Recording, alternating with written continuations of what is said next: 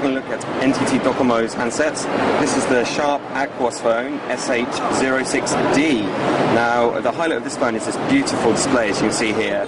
This is a HD display, 1280 by 720 pixels, a 4.5-inch screen. We're not sure exactly of the technology, but it looks pretty much like an IPS display to me. In fact, this display is also capable of doing 3D, although that obviously entails a drop in resolution. Taking a tour of the rest of the hardware, at the bottom you'll find the menu, home and back keys, the microphone, and coming up to the top of the device you'll find a VGA front-facing camera, speaker grill, and what we assume is a proximity sensor and a light sensor. At the top you have one port that we'll just open here for the micro USB charging and data. Going around to the edge, you'll find the aerial. Now we'll come back to this a bit later, but this will pop out, hopefully. This will pop out and extend to assist television reception. And you have a very little power button, volume rocker, up and down. Going down to the bottom, you have a little knob to gain access to the battery and the memory card slots. And on the final edge, not much to be honest, you'll find there's a selection of contacts, as this phone can actually house itself in this beautifully crafted color-coded dock.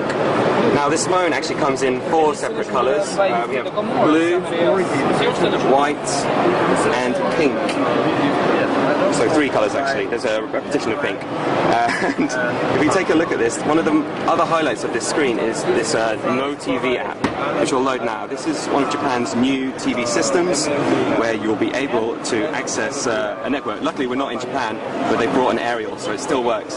This is more like a far more higher quality signal than we're used to with OneSeg, the existing mobile TV network. And as you can tell by this complicated diagram above, it links into your data as well to access other types of media and data on exactly what you're watching. Now the phone itself is running Android 2.3.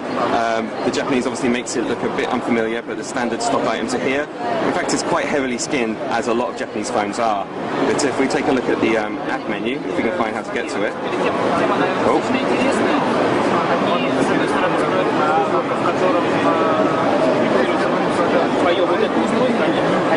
Well, I really can't find it.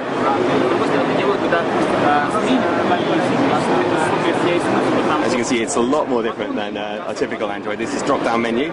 It's been a while since we've used the Docomo phone ourselves. And you've got entertainment things. I'm guessing these can be automatically reassigned. There's a whole settings menu for Docomo settings, auto GPS, and your typical settings mode. You take a look at the version history here. Going to the settings menu, you can see the model number.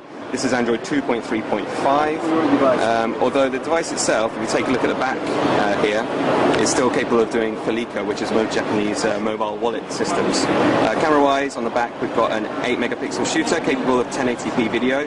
Obviously there's just the one sensor, so it won't be able to record 3D data itself.